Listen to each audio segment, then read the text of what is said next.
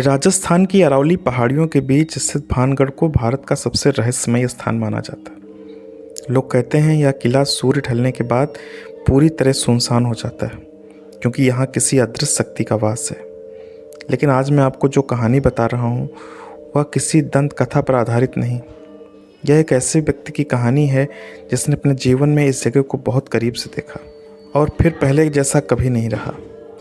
यह कहानी है 1998 की, जब राजस्थान के एक युवा वन अधिकारी अर्जुन सिंह को भानगढ़ के जंगल क्षेत्र में तैनात किया गया।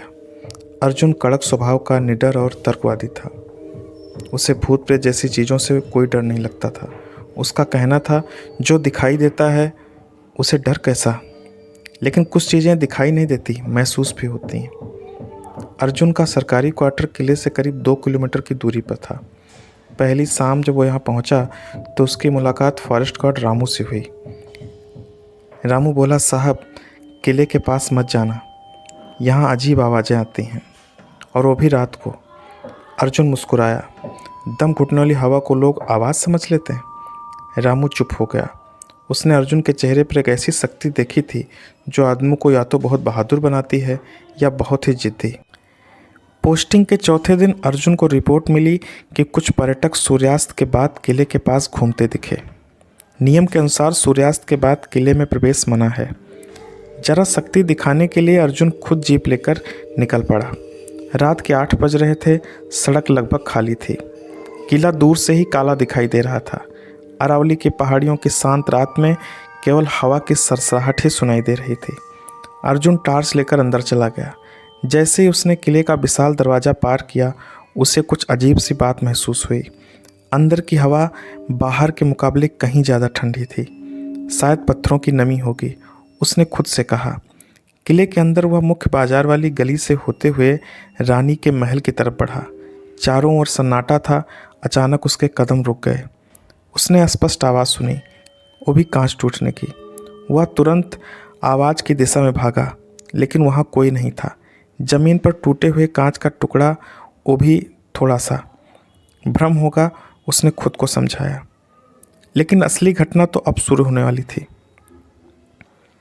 किले के भीतर एक पुरानी हवेली है जिसे लोग दासी का महल कहते हैं। अर्जुन जैसे ही उसके पास पहुंचा, उसे लगा जैसे कोई उसकी पीठ के पीछे से गुजर रहा हो। वह तुरंत पीछे मुड़ा। टार्च की रोशनी में दीवारें साफ दिख रही थीं, कोई नहीं था। फिर अचानक उसे एक परछाई दिखाई दी, बहुत हल्की, जैसे सफ़ेद कपड़ों में कोई स्त्री दूर खड़ी हो। अर्जुन ने आवाज़ लगाई, कौन है वहाँ? रात में अंदर आना मना है। परछाई हिली नहीं। वह आगे बढ़ा और जैसे ही करीब पहुँचा, परछाई धीरे धीरे गायब हो गई। अर्जुन के पैरों तले ज़मीन खिसक गई। यह कैसे हुआ? कहीं यह प्रकाश का भ्रम तो नहीं? लेकिन अभी वह ठीक से सोच भी नहीं पाया था कि उसके दाईं ओर से किसी के चलने की आवाज़ आई। टप टप टप। वह दौड़कर उस दिशा में गया। वहाँ केवल टूटे हुए खंभे और वीरान गलियारे थे। मुझे लग रहा है मैं बाकी लोगों जैसा सोचने लगा हूँ, उसने खुद को संभाला। लेकिन उसका मन अब बेचैन था। वह किले से बाहर निकलने का फैसला कर चुका था। फिर उसने कुछ ऐसा दिखा जिसने उसकी पूरी ज़िंदगी बदल दी। किले की मुख्य चौकी के पास एक बूढ़ा आदमी बैठा था। उसके हाथ में पुराना भाला था और उसकी आंखें बिजली की तरह चमक रही थीं। अर्जुन चौंक गया। आप कौन हैं? यहाँ क्या कर रहे हैं? बूढ़ा आदमी शांत स्वर में बोला, मैं इस किले का अंतिम प्रहरी हूँ। मेरे रहते कोई बुरी शक्ति बाहर नहीं निकल सकेगी। अर्जुन का दिल और तेज़ी से धड़कने लगा। यह कौन व्यक्ति है? इसे कैसे पता मैं यहाँ हूँ? अर्जुन ने पूछा, यहाँ बुरी शक्ति से आपका क्या मतलब है? बूढ़ा बोला, हर पत्थर में एक कहानी है बेटा। राजा का श्राप, तांत्रिक की क्रोध अग्नि और कुछ आत्माएं जो शांति में सो नहीं पाती।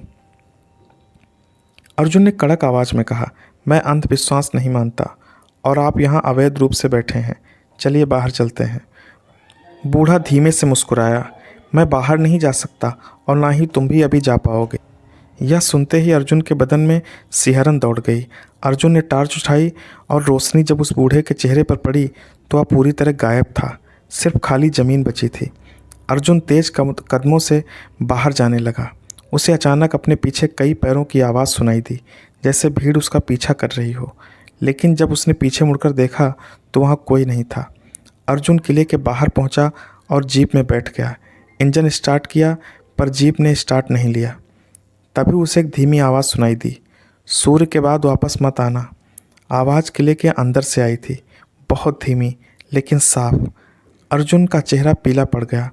आधे घंटे बाद जीप आखिरकार स्टार्ट हुई। अर्जुन वापस क्वार्टर पहुंचा और सीधे बिस्तर पर गिर गया। सुबह उसने रामू से कहा, किले में कोई बुजुर्ग आदमी रहता है क्या, या कोई गार्ड? रामू ने हैरान होकर कहा, नहीं साहब, पिछले 40 साल से वहाँ कोई नहीं रहता। आखिरी प्रहरी 1950 में मर चुका था। अर्जुन के हाथ कांप गए। उसका नाम क्या था? शिवदत्त। वह भानगढ़ का आखिरी प्रहरी था। अर्जुन वहीं ठहर गया। उसकी सांसें तेज हो गईं। रात में जिनसे वह मिला था, क्या वह वही थे? अर्जुन ने दोबारा किले में जाने का फैसला किया, लेकिन इस बार दिन में। दिन की रोशनी में किला सामान लगा। कोई आवाज़ नहीं, कोई परछाई नहीं। लेकिन जब वह उसी जगह पहुंचा जहां उसने बूढ़े को देखा था, उसे ज़मीन पर कुछ जली हुई राख मिली, जैसे कोई पुराना कपड़ा जल चुका हो। पास ही भाले का टूटा हुआ सिर पड़ा था। अर्जुन उसे देखता ही रह गया। राख अभी थोड़ी गर्म थी। अर्जुन ने उस घटना के बाद कभी भी किले में रात में पेट्रोलिंग नहीं की। नियमों में बदलाव करवाकर सूरज ढलने के बाद किले के पूरे इलाके को नो एंट्री जोन घोषित कर दिया गया।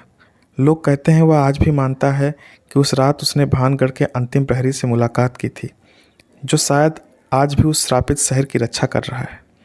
अगर हमारी ये कहानी आपको अच्छी लगी तो हमारे चैनल को सब्सक्राइब करें, हमारे वीडियो को लाइक करें और इसको अपने दोस्तों में शेयर करें।